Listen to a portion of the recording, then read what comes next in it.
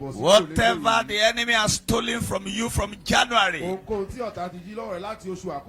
the next few days, you shall recover all of them. You shall recover all of them.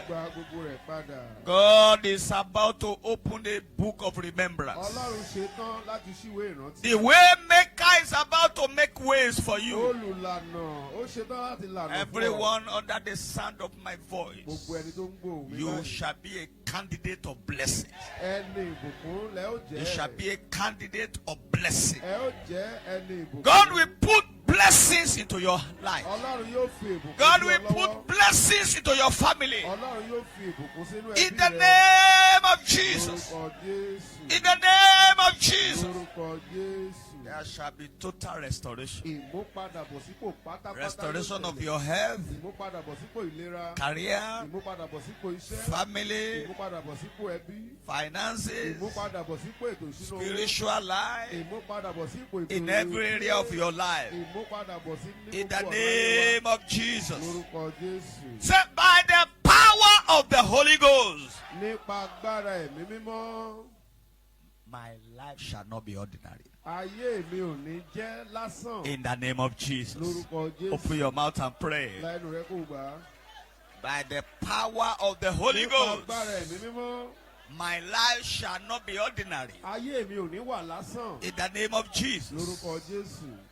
In Jesus' mighty name we pray.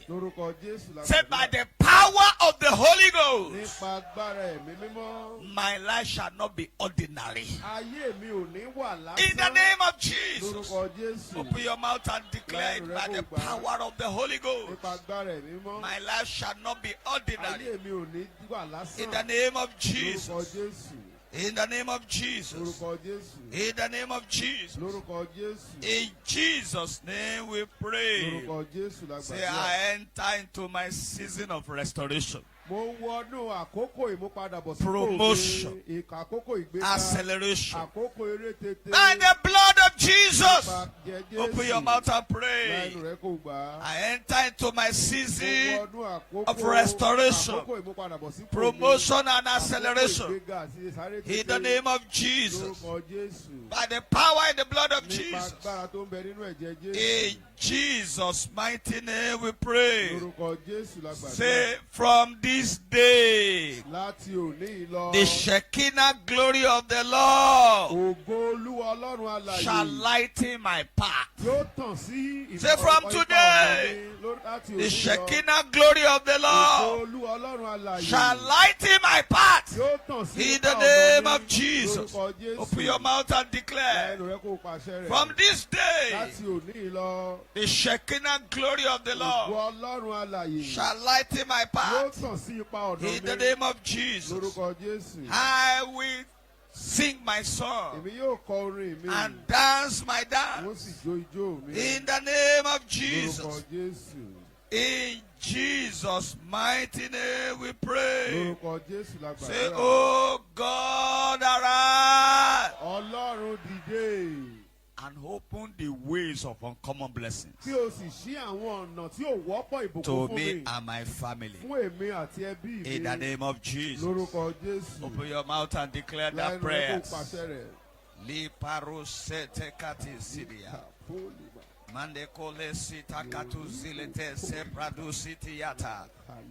the name of Jesus Christ. Thank you, thank you, thank you, thank you, thank you, thank you. In Jesus' mighty name we pray. The oh God of restoration,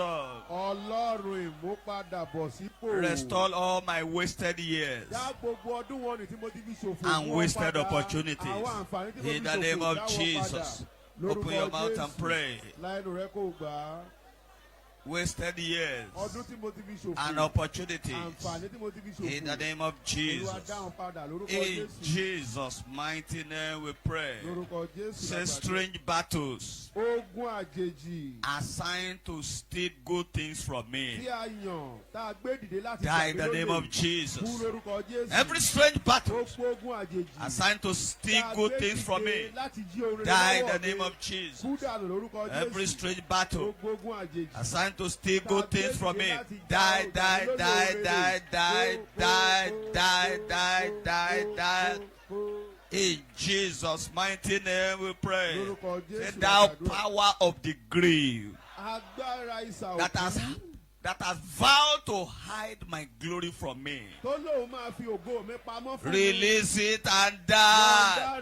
In the name of Jesus. Thou power of the grave that has vowed to hide my glory.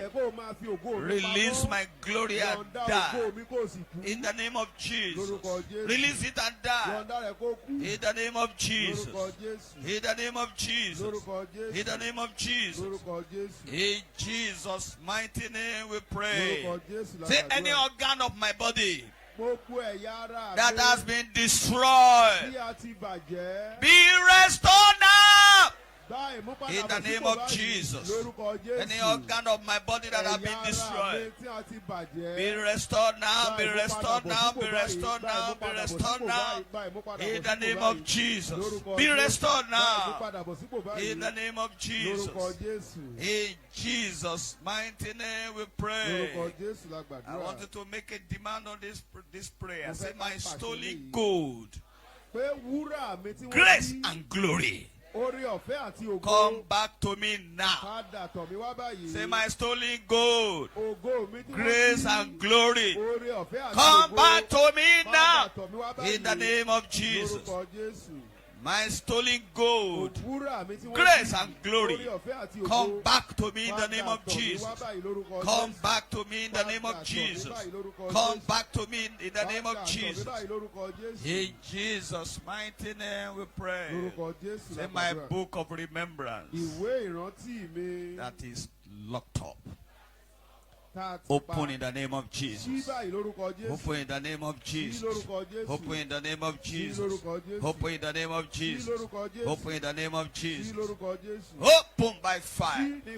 In the name of Jesus. In Jesus' mighty name we pray. Say, powers that have arrested and slow down my speed, be destroyed now. In the name of Jesus. Powers that have arrested and slowed down my speed, I destroy you right now. In the name of Jesus. In the name of Jesus. In the name of Jesus. In the name of Jesus. In Jesus' mighty name we pray. Say, blood of Jesus. Say, blood of Jesus. Blood of Jesus.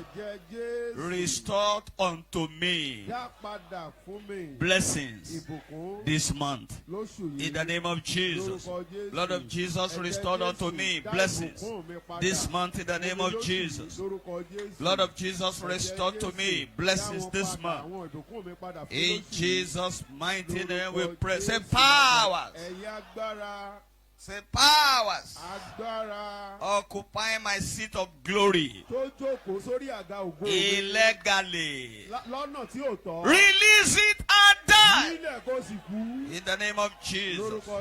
Powers occupying my seat of glory illegally, release it and die. In the name of Jesus. In the name of Jesus. In the name of Jesus. In Jesus' mighty name we pray. Say, domestic witchcraft power that is holding on to my inheritance right now, release it and die. Domestic witchcraft power that is holding on to my inheritance, release it now and die. Release it now and die. Release it now and die. In the name of Jesus. The witchcraft power holding on to my inheritance, release it now and die. In the name of Jesus. In the name of Jesus. In Jesus' mighty name we pray. Say, witchcraft horse rider, together with his evil horse, perish in the name of Jesus. Open your mouth and pray that prayer. The witchcraft horse rider and the evil horse perish in the name of Jesus.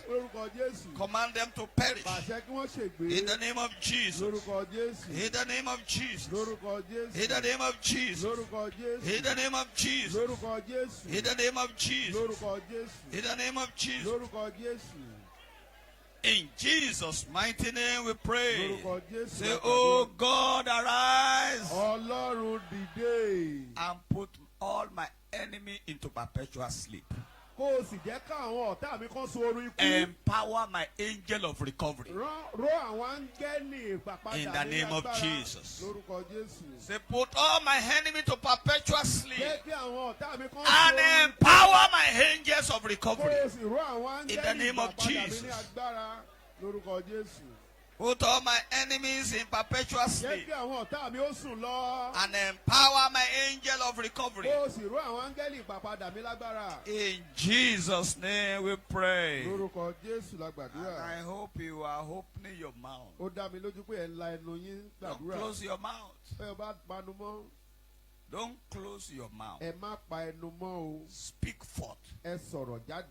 Say, power to rise above my present circumstances. Fall upon me. In the name of Jesus.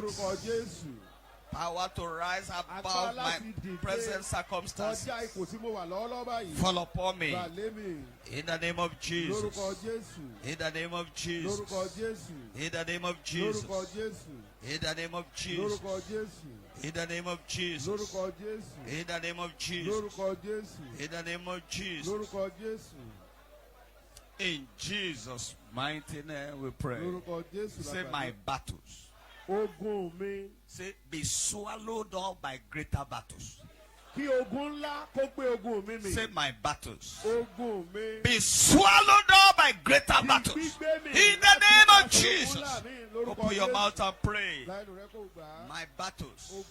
Be swallowed up by greater battles. In the name of Jesus. In the name of Jesus. In the name of Jesus. In the name of Jesus. In Jesus' mighty name we pray. Say, all my originals that have been stolen, be restored now. In the name of Jesus. Somebody should open his mouth and declare that prayer. All originals, not counterfeit, not substitute, be vomited out now. Be restored now. In the name of Jesus. In the name of Jesus. In the name of Jesus. In the name of Jesus. In Jesus' mighty name we pray. Say, all old problems that are finding their ways into my life as a new problems, die in the name of Jesus. Open your mouth and pray that prayer. All old problems that are finding their ways back into my life as a new problem, die, die, die, die, die, die, die, die, die, die.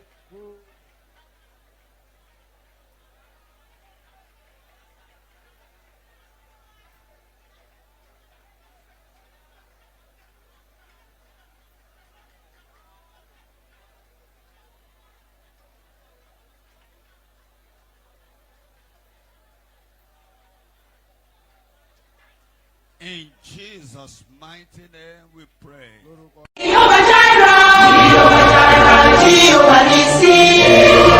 Mountain of Fire and Miracles Ministries. Surely the Lord is here.